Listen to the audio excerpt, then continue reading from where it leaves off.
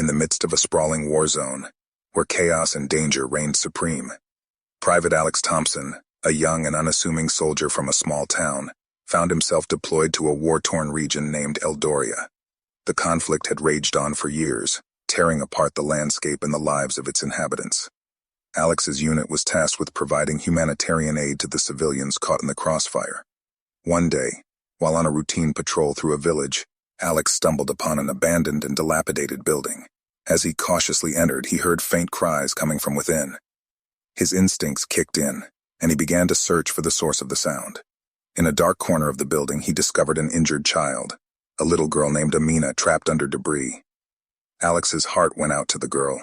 He quickly assessed her injuries and, using basic medical supplies from his pack, managed to stabilize her condition as best as he could. He knew that they needed to get her to a proper medical facility, but the village was isolated and surrounded by danger. Communication was limited, and the nearest aid station was miles away. Refusing to leave Amina's side, Alex made the difficult decision to carry her through the war-ravaged terrain himself. He fashioned a makeshift stretcher from his gear, and fashioned a comfortable spot for her to lie on.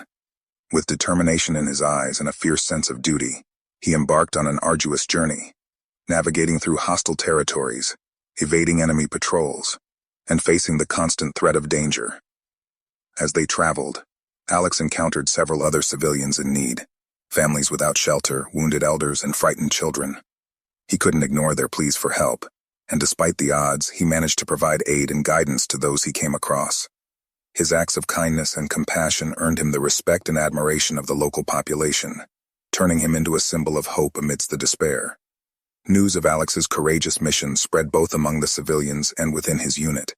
His commanding officers were moved by his actions and scrambled to provide whatever support they could.